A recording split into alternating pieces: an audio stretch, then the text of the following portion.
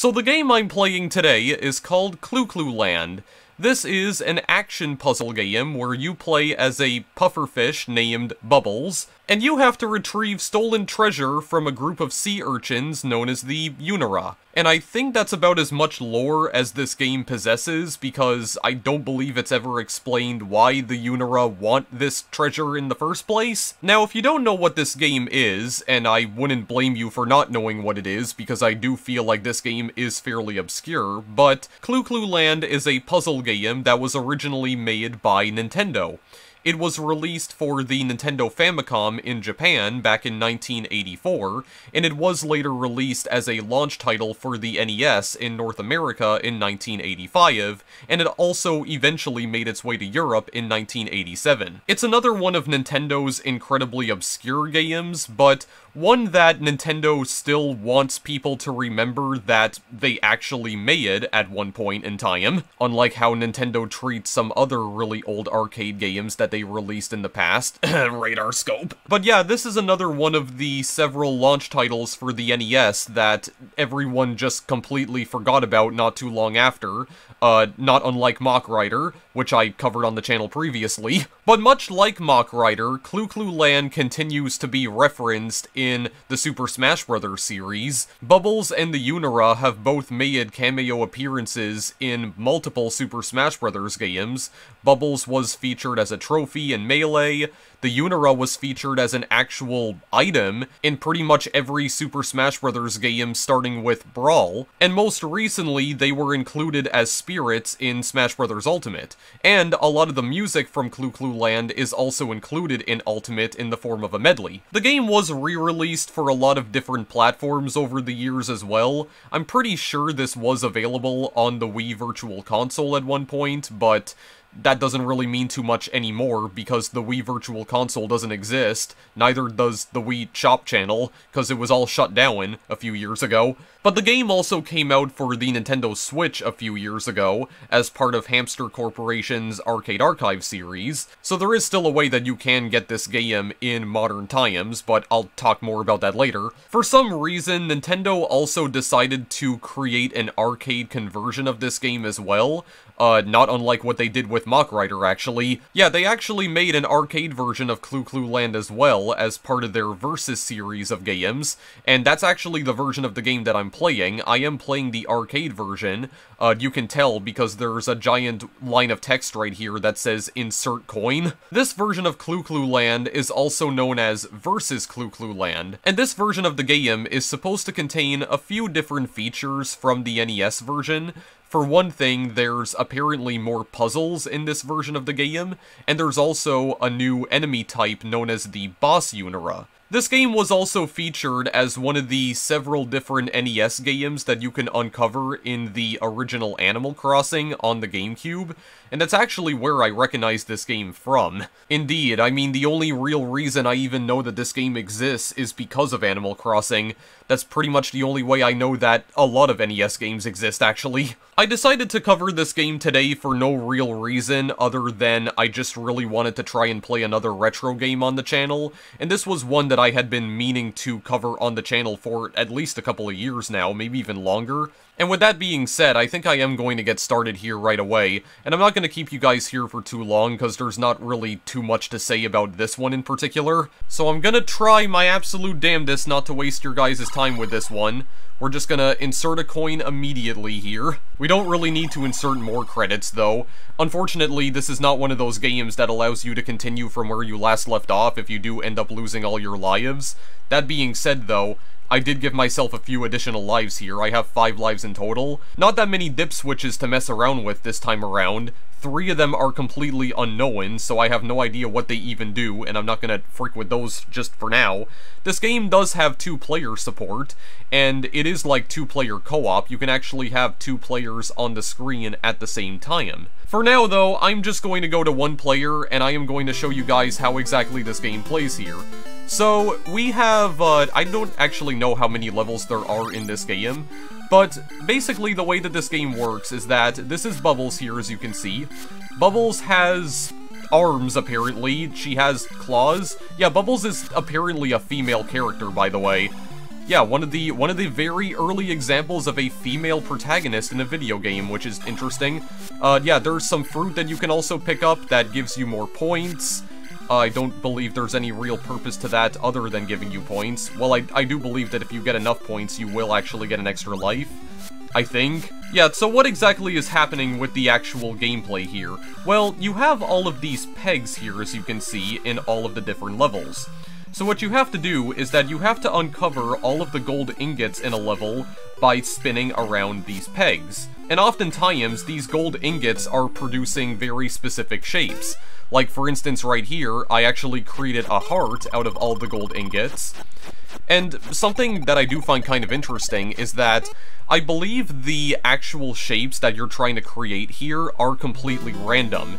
The layouts of the levels themselves are not randomized, but I believe the actual shapes that you're trying to create are completely random. So pretty much no playthrough of this game, or no two playthroughs, will actually be alike, because I do believe there is a bit of, like, randomization to these levels. Again, it's not the layouts that are random, it's the actual shapes that you're trying to make. I do believe the shapes themselves are predetermined, but as for which shape the game chooses for you to create, yeah, that's completely up to chance.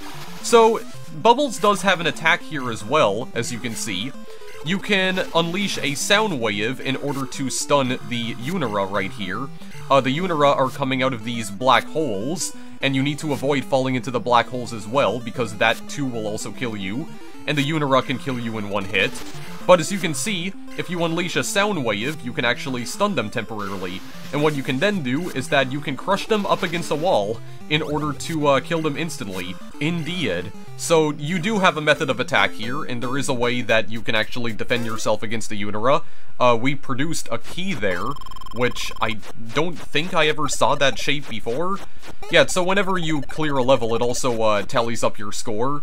It does give you additional points for actually killing multiple Unira, and it also gives you bonus points for uncovering all of the gold ingots. So then on stage 3, I do need to mention, by the way, that I did actually play this game a little bit off-screen, so that's one of the ways that I actually know how to even play this at all, and also one of the ways that I know how some of the levels behave. So this is a bonus stage right here, where you're just trying to uncover all of the gold ingots as fast as possible. Well, they're not even gold this time, they're like silver? That's kind of what they look like. I don't know, they're kind of bluish, though. But yeah, you just have to try and uncover them as fast as possible, and you will once again get bonus points. There's no enemies that you need to worry about. You'll also notice that the game actually sped up drastically after we cleared the first level. So I believe the first level is just trying to teach you the basic, like, gameplay elements. But then, when you get to the second stage, it just, like, it drops you in immediately, dude. Just, like, no holds barred, like, it's a really fast-paced game. And I mean, given that this did come out back in 1984, I mean, the game is actually pretty difficult. It is definitely Nintendo hard, for absolute sure. But I was kind of surprised with just how quick I was able to get used to the controls. I mean, the controls are definitely kind of weird, because what you have to do is that, if you were playing this on an NES, I think you had to use the D-pad in order to latch on to these different pegs in order to spin yourself around. The pegs also act as barriers for the Unira as well, because the Unira cannot actually get past them, which is definitely good for you, for absolute sure. You can kind of just box them in. Oh Jesus, okay, there we go. Yeah, you can also unleash sound waves when you're spinning around, so that's also a good thing. Oh yeah, also, when you're spinning around on the pegs, you will not actually fall into the black holes, so that's another thing that you need to, just take into consideration.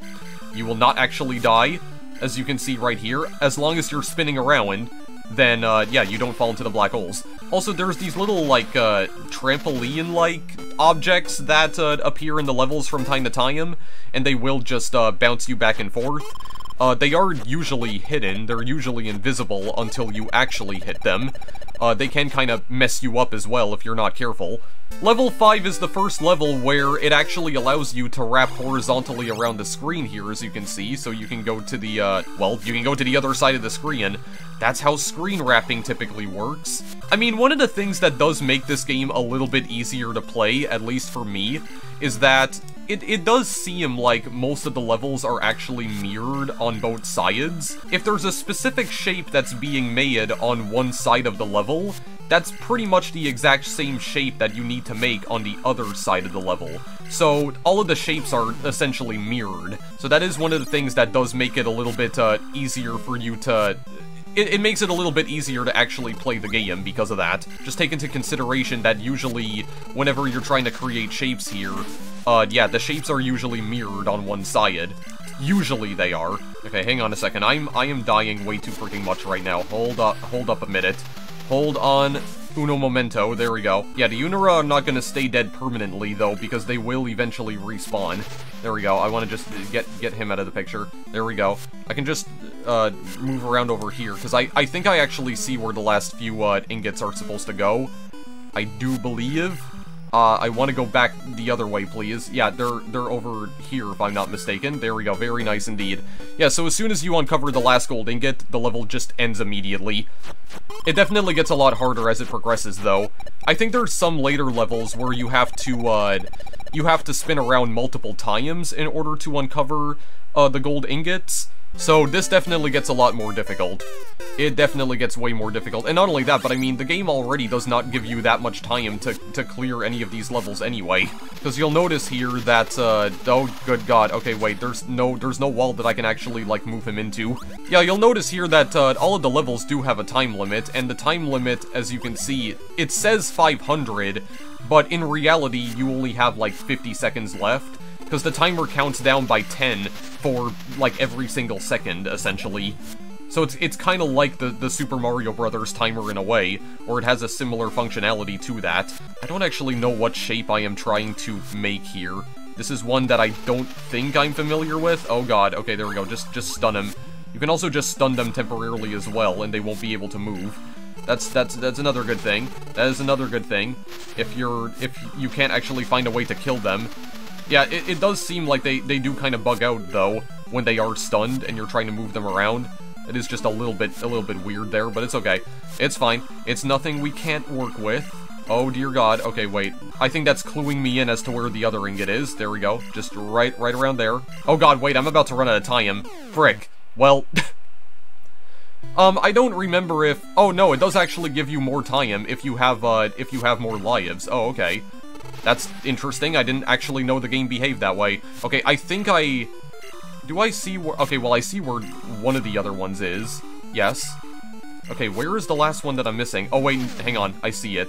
How exactly did that kill me? You were on the other side of that trampoline, good sir. What in the world? Okay. Well, let's try going down. Hang on a second. I gotta be smart with this. There we go.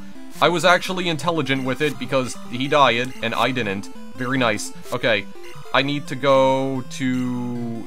Yeah, I need to go over to this side, actually. Okay, no, you go away, please. You go away. There we go. Right there.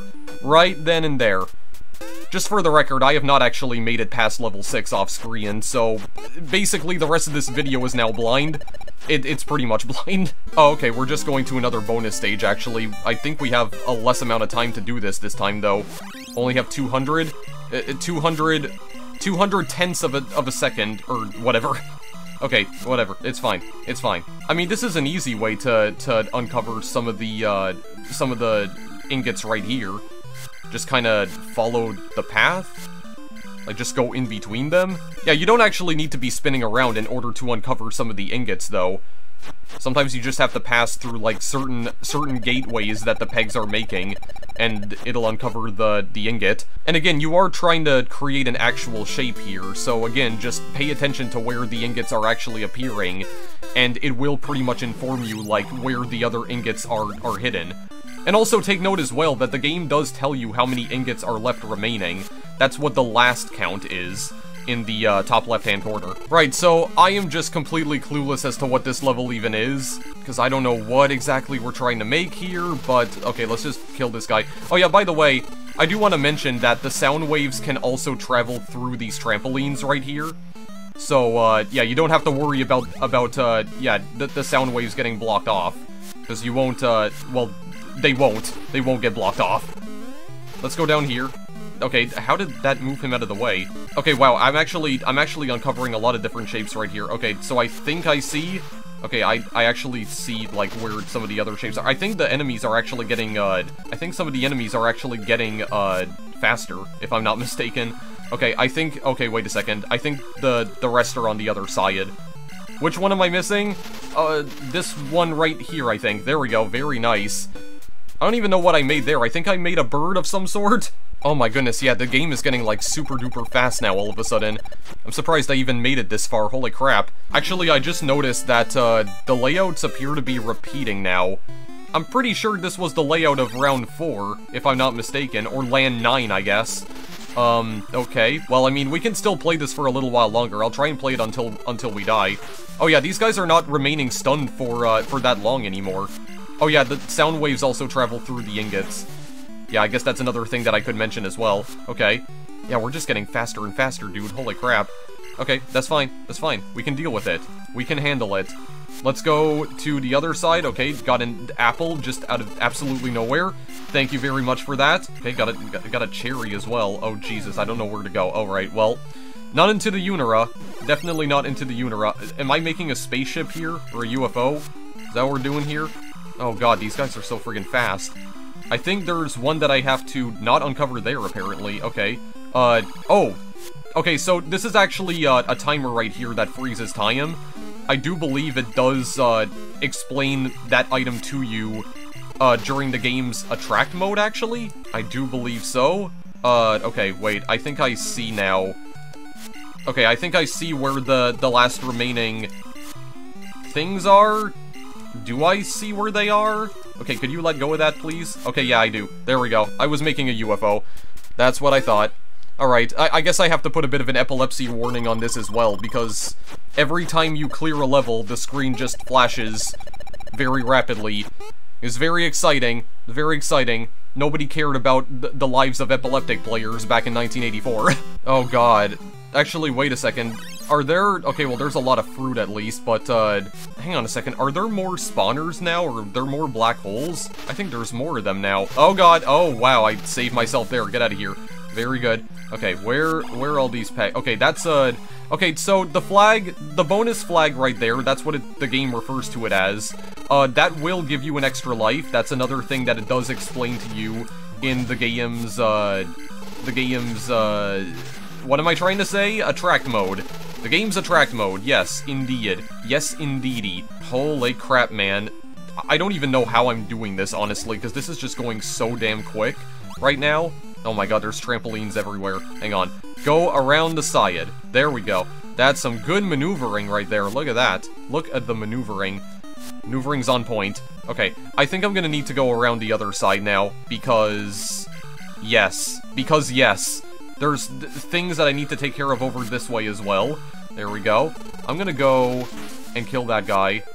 Oh, actually, wait, I know what the last ones are. I know what the last ones are. On the other side, right over here... Wait, what did I get killed by? Oh, because I ran out of time again. Okay, well, thank God I got that bonus flag. Alright, there we go. Don't know what we made there. I'm guessing a ship of some sort. Goodness great. I don't even know how I'm, like, still alive at this point, but... Okay, yeah, it does seem like the layouts of the levels are already repeating, but I'm guessing the shapes probably aren't. Alright, so this is just a matter of survival at this point. Just trying to see how long we can survive for. Oh god, there's 3 Uniras now. Oh no, 4 of them! Oh no. Oh no, there's more enemies. Uh-oh. Well, that's not good. That's not good in the slightest. Okay, well, we can work with this. No, we can work with this. Okay? Don't even think for a moment that we cannot work with this. Okay, can you not do that, please? That is actually, like, genuinely annoying. Okay, well, that was it. The dream did not last for too long. Okay, well, let's see. Do we still get bonus points for the ones that we uncovered, even if we get a game over? I guess we don't. Okay, well, 55,000 points. Oh, I got top 10. Or I actually got, well, top 1, technically, because I came in first. There we go. Robotnik. My initials. Indeed. Alright. And is that where I'm actually going to leave the video? You know what? I think that is where I'm gonna leave the video. Yeah, so I mean, that's pretty much all there is to say about Clu Clu Land. It doesn't seem like I encountered the boss Unira at any point, but Yeah, it does seem like the actual layouts of the levels begin to repeat themselves after a while, but I'm guessing the actual shapes themselves are not, but I don't fully know for sure. It does seem like the game is beginning to repeat itself, though. I'm pretty sure there was a finite amount of levels in the NES version of Clu Clu Land, and I do know that the arcade version, which is what I'm playing, has more puzzles for you to solve.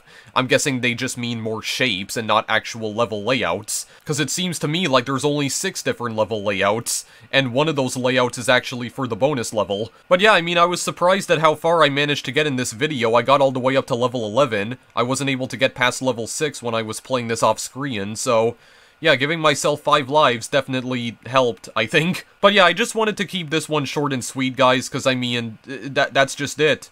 That's Clu Clu Land for you. I mean, a lot of the early games that came out for the NES, especially the launch titles that Nintendo released for the system, they were very simplistic, and they didn't really have that much depth to them, and Clu Clu Land is no different. I definitely liked the fast-paced nature of the game. I thought that I would be having a much more difficult time trying to get used to the game's controls, but it's not really that hard to comprehend, because if you want to turn into a specific direction, you just need to hold down a specific direction on the D-pad. Like if you're moving to the right and you want to go up, you can just hold up on your D-pad in order to latch onto one of the pegs so you can start spinning around.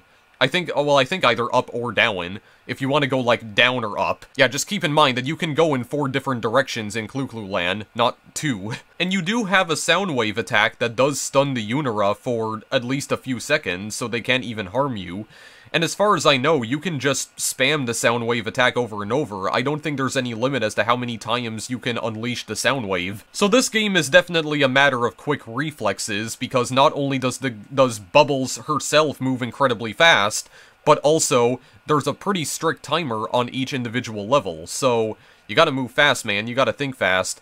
And even though everything is invisible, again, like I mentioned before, it does seem like the puzzles that you're solving, or the images that you're trying to uncover, it does seem like they are mirrored on both sides. So if you uncover an ingot on one side of the level, then there's a very good chance that there's another ingot that appears in the same position on the right side of the level, if that makes any sense. If there's an ingot on the far left that you uncover, there should also be an ingot on the far right that you can find too. It seems like that's how most of the puzzles in this game function, and also there does seem to be a bit of randomization to it as well, because it seems like even though the layouts of the levels themselves are the same, the actual images that you're uncovering are not. They do seem to be chosen at complete random, because sometimes you're trying to form a heart in the first level, but I think other times you're actually forming a mushroom in level 1, and I think other times you actually form a plane in level 1. And not only that, but the last number, like the number of ingots that the game tells you still need to uncover, the amount of ingots that are remaining can also kind of clue you in as to which image you're trying to create. Yeah, so it does seem like there is a fair bit of strategy here as well that goes into playing this game well. But yeah, that's pretty much it for Clu Clu Land, so just another really obscure Nintendo game that I wanted to show off to you guys. Clu Clu Land's legacy will live on in Super Smash Bros. It does seem like this is another obscure Nintendo game that Nintendo actually still recognizes as a game that they made. Much like Mach Rider, because I mean Mach Rider has also gotten a lot of representation in Smash Bros. Over the years as well, in the form of spirits, trophies, and also music, and Clu Clu Land is no different, so I'm glad that they're at least, you know, honoring their past to some degree, even if the way that Nintendo treats their own history is questionable more often than not. I mean, at the end of the day, the only thing that I really want Nintendo to acknowledge is that Radar Scope exists. That's all I ask from them. All I want from them is to acknowledge all of the arcade titles that they made before Donkey Kong, because they actually did release quite a few of them. Anyway, that's where I'm gonna end things for now. So, if you want to play Clu Clu Land in modern times, I did mention at the start of the video that there is a Switch port that you can pick up, so you can go and pick this game up on the Nintendo Switch eShop. It was released as part of Hamster's Arcade Archive series, and that's pretty much your best bet for playing this game in modern times. Is it repetitive? Yeah, kind of. It does start to get a little repetitive after a while. Is it one of Nintendo's more underrated obscure games? I would say Probably. I mean, this game is definitely, you know, it's fun for like a few minutes, but there's really not that much depth to it other than just, you know, spinning around and trying to uncover gold ingots. So, your mileage may vary with this one. That's effectively what I'm trying to say. But, with that being said, thank you guys as always for watching, and I will see you in the next video I make. Later.